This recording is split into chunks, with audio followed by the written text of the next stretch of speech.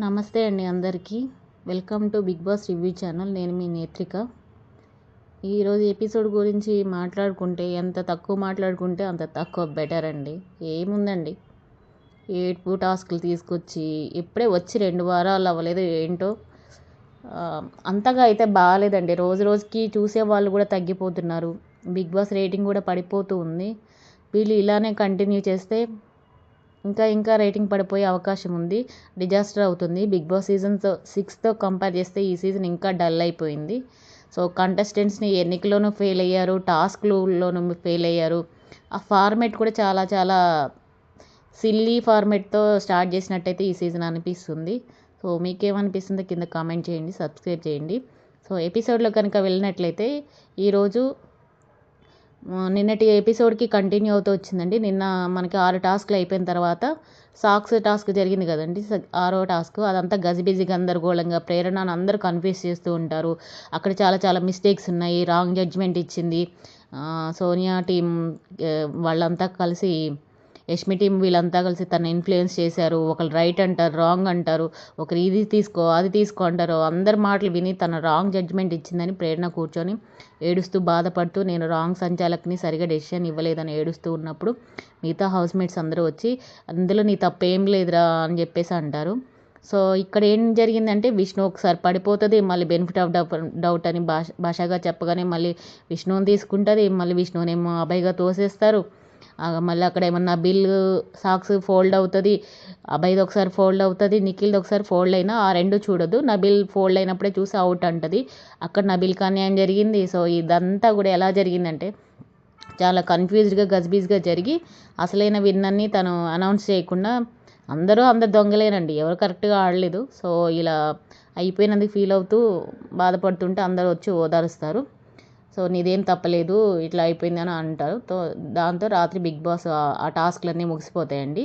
So ముగిసిన తర్వాత వీళ్ళంతా మళ్ళీ సోఫా ఏరియాలో కూర్చున్నప్పుడు బిగ్ బాస్గా చెప్తారు 6 టాస్క్లు అయిపోయాయి, చివరి అవకాశాలు కూడా అయిపోయాయి, ఈ బిగ్ బాస్ ప్లీజ్ అనే టాస్క్ ముగిసింది.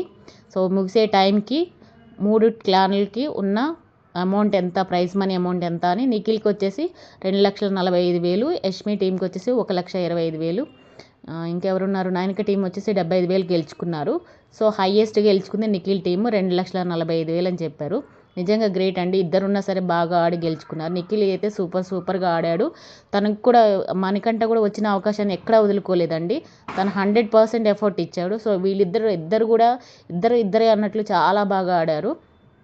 కెరటన్ టీం వచ్చేసి 2,45,000 గెలుచుకుంది. లాస్ట్ వీక్లో నాగార్జున గారు ఇచ్చారు కదండి 3 లక్షలు, దానిలోకి వేస్తే మొత్తము ఈ 2 వారాలకి హౌస్మేట్స్ సంపాదించుకున్న prize money, winner prize money 5,45,000 ఇవి విన్నర్ అకౌంట్లోకి వెళ్ళిపోతాయి. సో ఇది జరిగిందండి. జరిగిన తర్వాత కిచెన్లో దగ్గర నిలబడి ఉంటారు అందరూ. అప్పుడు పృథ్వీకి మిగతా వాళ్ళందరూ సలహా ఇస్తారనమాట, అరే నువ్వు బాగా ఆడుతున్నావు కానీ నువ్వు చాలా యాంగర్ అవుతున్నావు, ఇలాగే ఫిజికల్ వైలెన్స్ అవుతుంది, కొంచెం చూసుకో మచ్చా అని చెప్పేసి ఫ్రెండ్స్ అందరూ తనకి సలహా ఇస్తూ ఉంటారు. సో సలహా ఇస్తూ ఉంటే పృథ్వీ కూడా చాలా పాజిటివ్గా రెస్పాండ్ అయ్యి అవును నేను మార్చుకోవాలి, కానీ నేను డిఫెండ్ మోడ్లో వెళ్ళిపోతున్నాను కదా అది వేరే అవుతుందంటే ఆ డిఫెండ్ నుంచి నువ్వు వేరేలోకి వెళ్ళిపోతే చాలా ప్రమాదం, చూసుకో అని చెప్పగానే పృథ్వీ కూడా సరే అని అంగీకరిస్తాడు. తర్వాత వీళ్ళు సోఫా బ్యాచ్ ఉంది కదండి, సోఫా బ్యాచ్ సోఫా బ్యాచ్ వచ్చేసి నిఖిల్, అభయ్, ఈ సోనియా, పృథ్వీ వీళ్ళంతా కూర్చొని ఉంటారు. సో అక్కడ సీత వీళ్ళందరూ కూర్చొని ఉన్నప్పుడు జోకులు వేసుకుంటూ లాస్ట్ జరిగిన టాస్క్ గురించి జోకులు వేసుకుంటూ ఉంటారు. ఏంటంటే మణికంఠ భయపడ్డాడు, త్వరగా అవుట్ అయిపోయాడు అన్నట్టు భాషా గారు చెప్తుంటే మణికంఠ విని వచ్చి మీరు అలా జోకులు వేసుకోవడం నాకు నచ్చలేదు, నాకు ఇష్టం ఉండదండి అలా, సారీ అండి మీకు ఏమైనా హర్ట్ అయితే అని చెప్పేసి వెళ్ళిపోగానే వెళ్తూ ఉన్నప్పుడు అబ్బాయి సారీ అని చెప్పేస్తాడు. సో దాంతో అక్కడ అయిపోయిన తర్వాత సోనియా మీద మళ్ళీ జోకులు వేసుకుంటారు. ఏంటి అంటే ఇదేదో సొద్దపూసలాగా ఇది కూడా యష్మి టీంలో ఉండి అరుస్తుంది, ఆ టాస్క్ జరిగేటప్పుడు ఆ యష్మి ఏంటో అర్థం కాదు, ఒక సైకోలాగా బిహేవ్ చేస్తుంది, నాకైతే నా టీం నచ్చలేదు మచ్చ, వీళ్ళందరూ పెద్ద సైకోలాగా ఉన్నారు అంటే సోనియా, పృథ్వీ ఏమో యాంగర్గా ఉంటాడు, యష్మిని అయితే ఎవరు కంట్రోల్ చేయలేరు. సో ప్రేరణ భాష గారు కొంచెం కామ్గా ఉన్నారండి వీళ్ళ టీంలో. అయితే నాకు వద్దు మచ్చ, నేను ఈ టీంలో ఉండను అని చెప్పేసి నిఖిల్తో చెప్తూ అబ్బాయి నన్ను నీ టీంలో తీసుకోవా ప్లీజ్ అనగానే వాళ్ళు నవ్వుకుంటూ అలా జోకులు వేసుకుంటూ ఉంటారు. సో దీంతో ఆ రోజు ఎపిసోడ్ అయిపోయిందండి. సో నెక్స్ట్ ఎపిసోడ్ అనేది మన శ్రీకాంత్ గారి మూవీలో సాంగ్ ఉంది కదండి, లింగ్ లింగ్ డి లింగ్ డి అన్న సాంగ్ ఉంది కదా. సో ఆ లింగ్ డి అన్న సాంగ్తో స్టార్ట్ అవుతుంది. ఇక్కడ కూడా మన విష్ణు డ్యాన్స్ ఏమీ వేయట్లేదు, తను లేటుగా లేచి తను మరి ఏమో అలవాటేమో. సో ఇక్కడ అందరూ డ్యాన్స్ వేసి అయిపోయిన తర్వాత కిచెన్ది చూపిస్తారండి మనకు డైరెక్ట్గా. అక్కడ ఏమవుతుందంటే ప్రేరణ బ్రెడ్ మా వేస్తూ ఉంటుంది, రోస్ట్ చేస్తుంటుంది. సో దాని మీద విష్ణు వచ్చేసి జోకులు వేస్తూ ఉంటే అది సోనియా నిఖిల్ ఒక వేరే చోట కొంచెం దగ్గరలో వేరే సోఫాలో కూర్చొని వింటూ ఉంటారు. సో అప్పుడు సోనియా ఏమంటుందంటే, నీ రిలేషన్స్ నువ్వు చూసుకోరాదు, నన్ను ఎందుకు ఇన్వాల్వ్ చేస్తావు, నా దాంట్లో ఎందుకు వేలు పెడతావు, నన్ను ఎందుకు రెచ్చగొడతావు అని మాట్లాడుతుండిద్ది. మరి విష్ణు అక్కడ ఏం రెచ్చగొట్టిందో లేకపోతే ఏమో అర్థం కాలేదు. అయితే అప్పుడు నిఖిల్ అడుగుతాడు, ఏమైంది సోనియా అంటే, తను నన్ను కావాలని రెచ్చగొడుతుంది అని చెప్తుంది. చెప్తే నిఖిల్ అంటాడు, నీకు ఇక్కడ నాకు కూర్చోవడం నచ్చలేదా, పద అని చెప్పేసి బయటికి తీసుకెళ్ళిపోతాడు. సో బయటికి వెళ్ళిన తర్వాత ఆమె ఒక్కొక్కరి గురించి మళ్ళీ స్టార్ట్ చేస్తుంది. ఈమె ఆడపులి కదా, స్టార్ట్ చేస్తూ బ్యాక్ బిచ్చింగ్ చేస్తూ ఉంటుంది. సో అప్పుడు ఒక్కొక్కరి గురించి చెప్తే విష్ణు అంటే నచ్చక, ఇంకా విష్ణు అంటే తనకి పగగానే ఉందండి, ఎందుకో మరి అర్థం కాలేదు. సో ఇక్కడ విష్ణు గురించి బ్యాక్ బిచ్చింగ్ చేసింది. శేఖర్ భాషా గారి గురించి కూడా ఉందన్నమాట. ఈయన ఏదో పెద్దరికం అది ఇది అనుకుంటాం కదా, ఏదో బెనిఫిట్ ఆఫ్ డౌట్ అని ఈయనొకడు, ఆయన ఏజ్కి రెస్పెక్ట్ ఇస్తున్నా ఆయన సరిగా ఉండట్లేదు అని చెప్పేసి అంటుంది. మరి భాషా గారు ఏం చేశారు.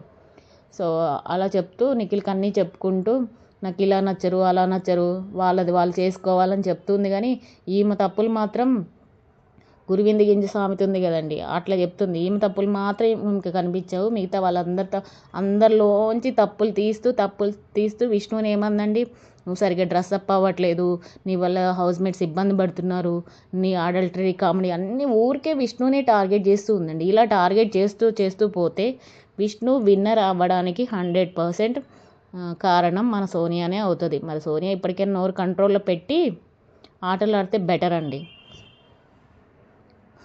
సో ఇది జరిగింది. తర్వాత ఇక్కడ ఈరోజు ఎపిసోడ్లో 2 టాస్కులు జరిగాయండి.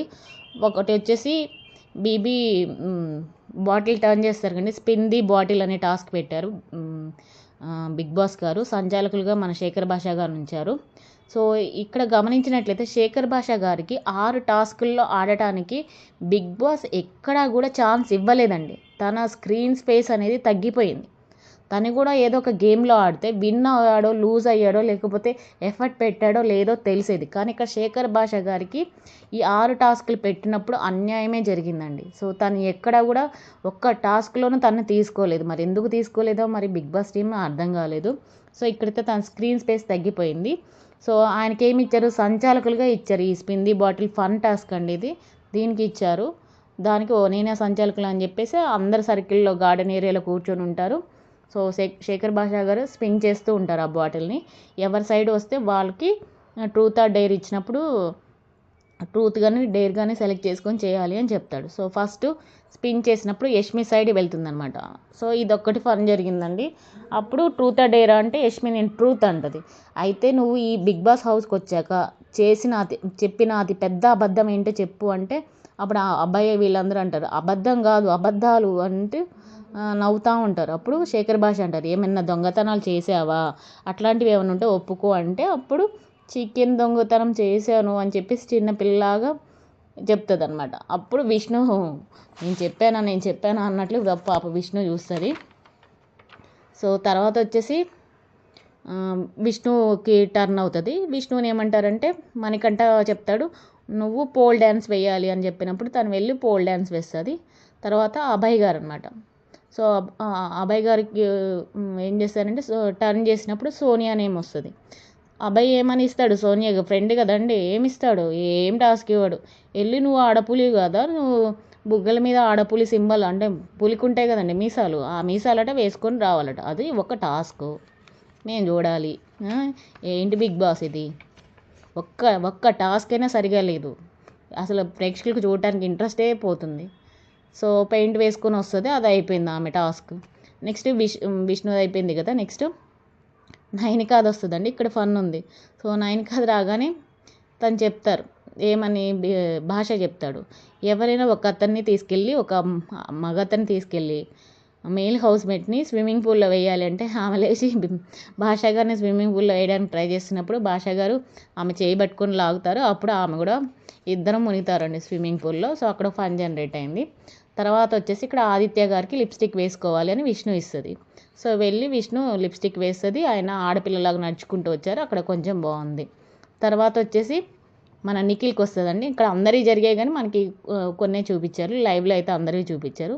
సో నిఖిల్ వచ్చేసి ఒక ఆడపిల్లలాగా పృథ్వీ చెప్తాడు, ఒక ఆడపిల్లలాగా శారీ కట్టుకొని డ్యాన్స్ వేయాలని కానీ వెళ్తాడు. ఆడపిల్లలాగా రెడీ చేస్తాడు. సోనియా, యష్మి వీళ్ళందరూ హెల్ప్ చేస్తారు. సో వచ్చేసి సాంగ్ అనమాట.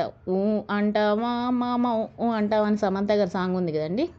సో ఆ సాంగ్ పుష్పలో సాంగ్కి డ్యాన్స్ చేస్తాడు. ఇక్కడ కొద్దిగా ఫన్ జనరేట్ అయింది. అందరూ వావ్ వావ్ అని చెప్పేసి అరుస్తారు.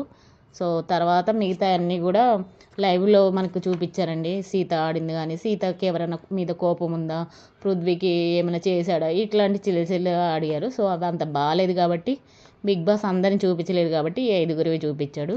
దీంతో ఈ స్పిన్ ది బాటిల్ టాస్క్ అయిపోయిందండి. నెక్స్ట్ బిగ్ బాస్ గారు ఇంకొక టాస్క్ పెడతారండి. అదేం లేదు, మీరు అందరు సోఫా ఏరియాలో కూర్చున్నప్పుడు బిగ్ బాస్ గారు మాట్లాడతారు. ఏంటి అంటే, మీరు మీ ఇంటి దగ్గర నుండి వచ్చి 2 వారాలు అవుతుంది, మీ ఇంటిని మిస్ అవుతూ ఉండొచ్చు. సో అందుకోసం బిగ్ బాస్ గారు మీకు కొన్ని గిఫ్ట్స్ని పంపించారు మీ ఇంటి దగ్గర నుంచి. అవి మీరు మొత్తం ఉన్న 13 మందిలో ఓన్లీ 5గురే గెలుచుకుంటారు.